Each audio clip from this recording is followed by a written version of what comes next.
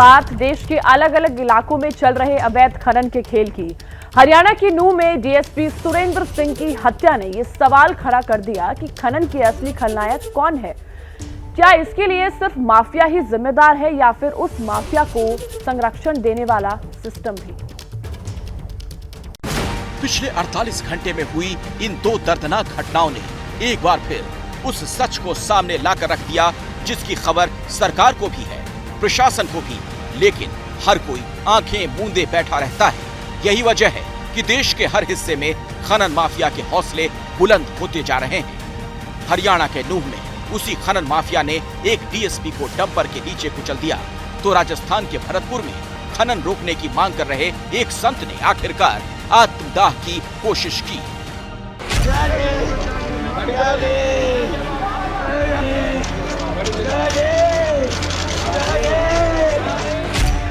दिल दहला देने वाली ये तस्वीरें बाबा विजयदास की हैं।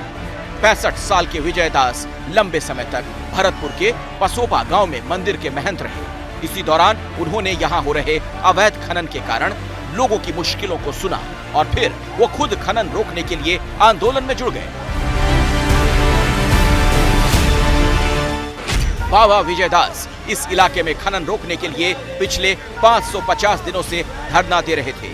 इस दौरान अधिकारियों और सरकार से कई बार उनकी बात हुई, लेकिन उनकी मांग पर कोई फैसला नहीं हुआ। 20 तारीख को उन्होंने पेट्रोल छिड़क कर खुद को आग लगा दी। अभी उनकी हालत गंभीर बनी हुई है। साधु विजयदास और उनके साथ धरना दे रहे बाकी संत समाज की मांग थी, इस इलाके में अरावली की पहाड़ियों के कनकाचल और आदि बद्री की 998 हेक्टेयर जमीन को वन क्षेत्र घोषित किया जाए और यहाँ खनन को पूरी तरह से बंद कराया जाए।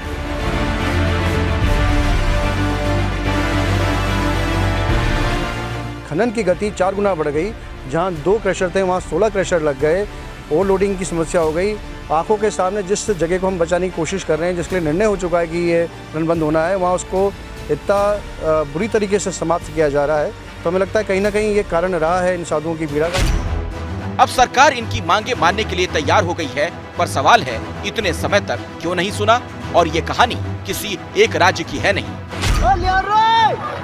अरे घोड़ा उड़ा दे, उड़ा दे, अरे घोड़ा दे, घोड़ा आगे को चाह लिया, अरे लियो। मध्य प्रदेश के जिन इलाकों में खनन पर पूरी तरह से रोक लगी हुई है, वहाँ भी खनन माफिया किस तरह बेरोक टोक अपना काम करता है, वो इन तस्वीरों में देखिए। अरे घोड़ा उड़ा दे, उड़ा दे, अरे घोड़ा दे, घोड़ा आगे को चाह लिया, अरे लियो। भिंड की सिंधु नदी में अचानक आई बाढ़ ने यहाँ हो रहे अवैध खनन की पोल खोल दी। पानी के तेज बहाव में फंसे ये वो ट्रक हैं जो यहाँ से रेत लूटने के लिए आए थे। डंपर डूब चुके हैं यहाँ पर, कम से कम 500 गाड़ी होंगी। देखो गाड़ी क्या हालत है। अभी ये 3 ड्राइवर निकल गए रस्सी के सहारे से। देखो अभी गाड़ी पूरी खदानें भरी हैं, कम से 500 गाड़ी होंगी यहाँ पर।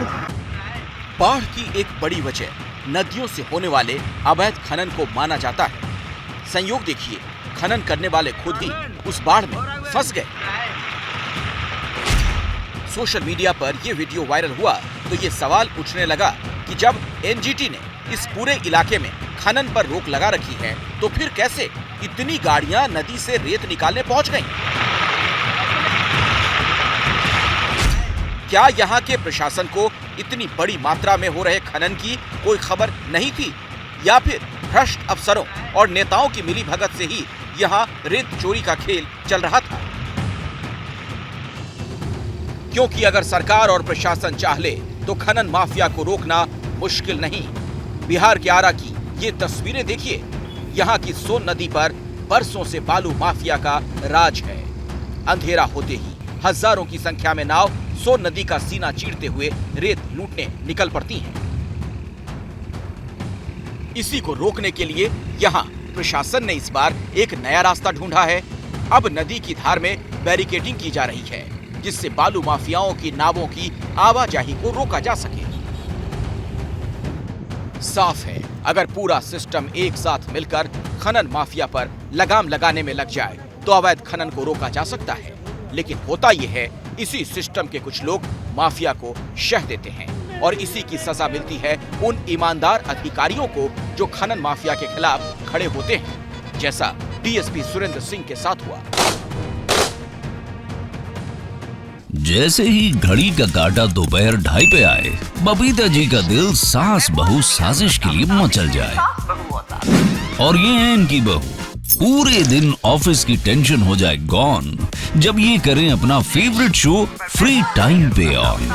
इनकी तरह आप भी देखिए अपना फेवरेट शो अपने टाइम पर और डाउनलोड कीजिए एबीपी लाइव ऐप अपने स्मार्ट टीवी पर।